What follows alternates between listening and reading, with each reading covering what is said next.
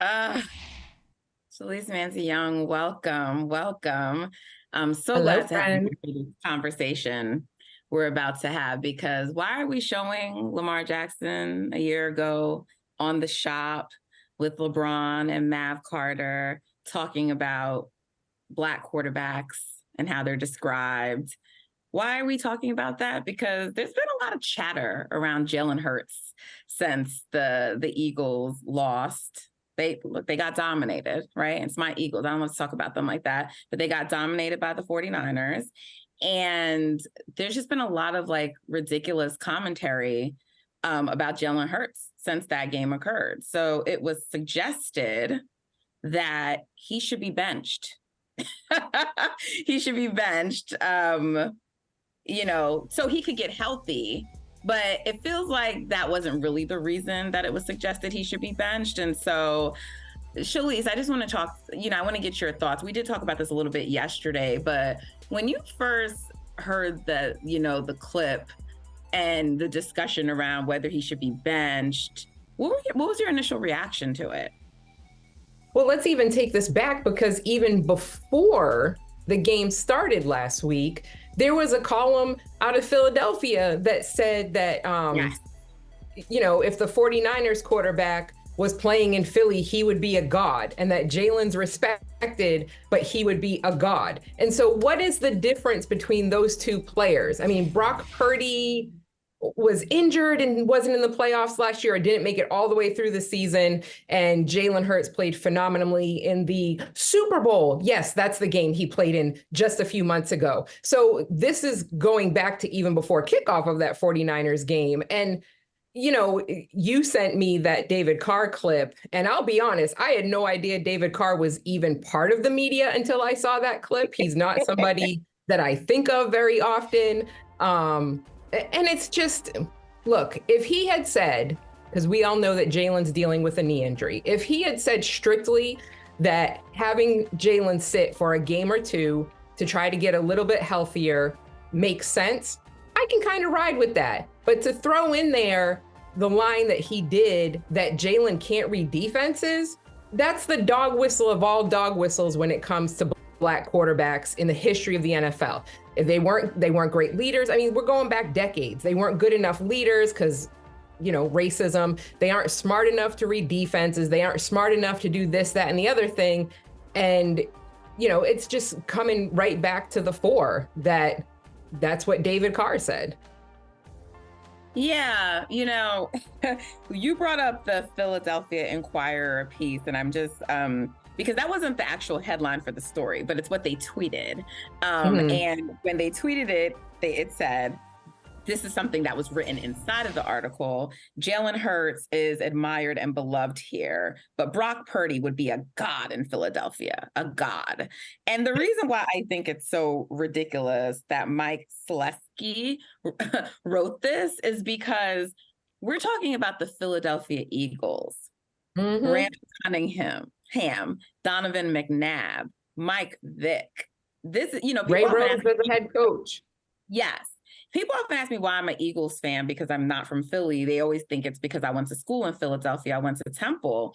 But it's because growing up when you were younger and if you were watching the NFL, it was like, oh my gosh, Randall Cunningham, it was a thing because Black quarterbacks were so rare and few in that time. And because the organization has had a legacy of having Black quarterbacks, that's what drew me to them, because it was pride that you felt at that time as a young kid watching them and seeing it. And they continued with that. So that's why I am a fan of the Eagles. That's how it started. And then they became my team. But that's what it was based on.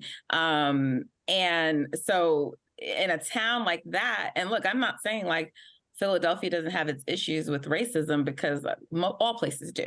But in a place like that with an organization that has a history like that, it was bizarre to see that tweeted from a Philly publication at that, right? So Callie, when this clip that's floating around with Carr and he's saying, all this stuff, Jalen can't read defenses. Like, to me, it was also like, I agree with Shalise. it's a dog whistle. But to me, it was also some of the other like subtle implications, because it was like he needs to get back and, he needs to rest, because basically and do the he's only thing he limited can right do. now. Right. So it's just Right. like, it's the only thing he can do. Right. And also, I think it's offensive to suggest that the Eagles can just win and be okay without Jalen, because it goes back to the argument that it's his pieces that make him and not him that helps make the team or uplifts them. So basically you're saying without him, without his rush capabilities, then he's not a great quarterback. And I find that really offensive. Yeah, I think what Shalise was saying is so true about the dog whistle, but I think it's also just like a moving standard. Like the goalpost is always moving when it comes to Black quarterbacks, because the main part of Carr's critique was that he didn't look comfortable in the pocket. And so to me, it's like, is your critique that he should be benched because he's hurt, or because he's not comfortable as a signal caller in the position that he's been in? You know what I'm saying? So to me, that is strange. I think if you even look at just his stats, he passed for 298 yards, which is not obviously like fantastic or whatever, but he didn't turn the ball over. You know what I'm saying? Like he didn't turn the ball over once. We know that he's hurt. So to like harp on that and then not make that the main point of the reason why you think that he should be benched and double down and make it about his performance, that's strange to me. I think it should be our goal always as media to make sure our point is clear. It's the same with that column that you mentioned. So the thing about Jalen Hurts being good and then Brock Purdy potentially being a god, that I guess wasn't the point. The point, I guess, was that he's supposed to be an underdog, and Brock Purdy is even more of an underdog, which to me is a bad take. Ridiculous. Just like Carr's take was a bad take, but you could at least find a way to make that the center of what your argument is. And like, that's a huge miss on both of their parts, the columnist, Carr, like make your point clear. And otherwise you're just like slipping in these jabs that are just tired at this point. Like we know what the critiques are going to be of Black quarterbacks. You might as well be blatant about them instead of trying to slip them into these weird narratives that don't fit. I think that's the problem, is that these what you're trying to say is not clear and it doesn't make sense. Well, yeah, Carr did circle back. I guess they gave him, after his first, clip went viral, they gave him a chance to try to clarify. But even the idea that Marcus Mariota is a better quarterback, whether Jalen's healthy or not, which is sort of what he implied. Yes. Are we talking about the same Marcus Mariota? Because the last time we saw Marcus Mariota, he was the definition of mediocre for the Atlanta Falcons last year. So up until this last game with San Francisco, which every quarterback has regrettable games or forgettable games. I covered Tom Brady for 10 years. There were some stinkers in there. There really were. But that's what great quarterbacks, they bounce back. And we will see Jalen's medal this week against the Cowboys. But again, Marcus Mariota, before he started last year for the Falcons, he hadn't started until since 2020. And you're talking about, let's just have him replace a legit MVP quarterback. It's wild. He doubled down on it. And, it's a little misleading right now, because when you look around the NFL, it's at an all-time high with starting quarterbacks in the league, and just in general, the number of Black quarterbacks in the league, right? So on its face, you would say, oh, that's progress, right? We've made progress. But herein lies the problem in how these players are discussed, and how after one bad game, the way they're treated. Do we talk about, Josh Allen like that after one bad game? He's given a lot of tries before he's even critiqued a little bit, right? Jalen Hurts. Or even Justin Herbert. Herbert, like the media loves Justin Herbert more than his mama does. Yes. And look, the best player in the league right now, or the best quarterback, however you look at it, but I'd say the best NFL player is Patrick Mahomes. And I believe that most people think that, right? Depending on, unless, some people would say, no, not positions, look at other positions. But Patrick Mahomes I don't think anyone disputes that he's the best quarterback in the NFL, right? And so people will say like, well, look, we love Patrick Mahomes, right? And I want to be very clear that Patrick Mahomes is excellent. He is the best. And I'm not questioning that. But there's also something different about Patrick Mahomes where I think it lends itself to the media treating him differently. Would you agree with that, Shalise? I do. And look, as you said, we are not saying that Patrick Mahomes is not phenomenal. He is. But I do wonder if there's a little bit of colorism at play here, and that he is a much lighter skinned quarterback than Jalen Hurts and Lamar Jackson and some of these other players. You know, Lamar in the past, we've seen him with, you know, cornrows and stuff like that. And Mahomes just sort of has this floppy hairstyle that he has going on. And we have seen Patrick step up. And I think, you know, I would never discount what he did in the summer of 2020 when he was part of that covert video around Black Lives Matter, because even, you know, back then he was very much, you know, rising to become the face of the league. And that was a big deal for him to have done that, to put himself out there in that way.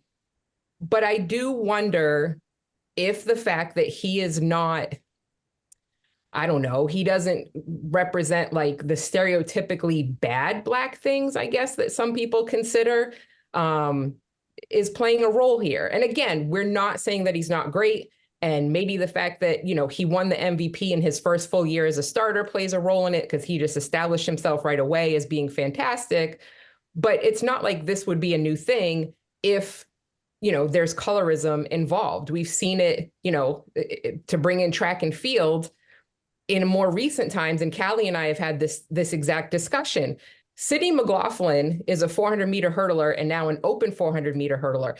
Phenomenal athlete. Athing Mo is an 800-meter runner for the United States. Sydney is mixed and light-skinned and has tons and tons and tons of endorsements rolling in. Every time I open her Instagram, it seems like she has a new sponsor. Athing Mo, I follow her on Instagram too. I don't know if she has any sponsorships outside of her shoe deal. Nike. So, Yeah. and Athing is quite darker than Sydney. So it's not new if that's what's in play, but, you know, it's unfortunate, obviously. And it's not new in sports. It's not new in media and entertainment. Like colorism and the darker you are and being penalized for it has always been a thing, right? And so that's why it's important that we point that out. It occurs in the NBA with Stephen Curry, who's my favorite player, right? And so, who is great. He is great. Those are true things, but also he benefits by the complexion of his skin. And people always get offended when you suggest something like that. But it's like, I've had conversations with people on Twitter and they'll say to me, oh, I look at Steph Curry like he's just like me, you know? And I laugh.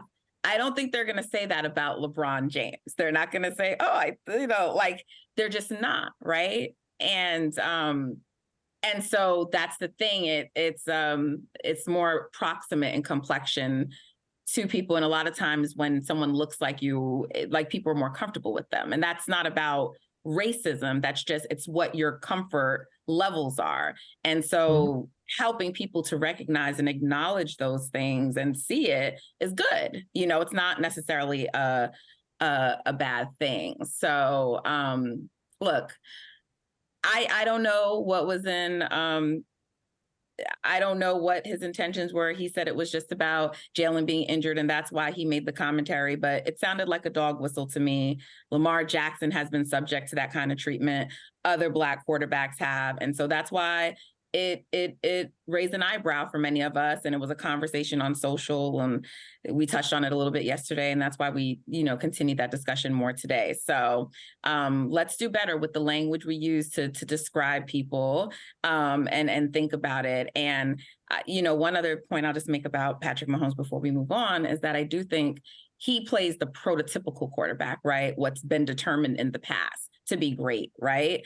And so Lamar and Jalen played the game a different way, but their ability to rush is not the only thing that makes them a good quarterback, right? But because they do some of that, it's like we default to focusing on that, their athleticism, those attributes about them, and don't focus on their intelligence and the other dynamic things that they also are able to do. And I think that's unfortunate, and we need to change the conversation around that.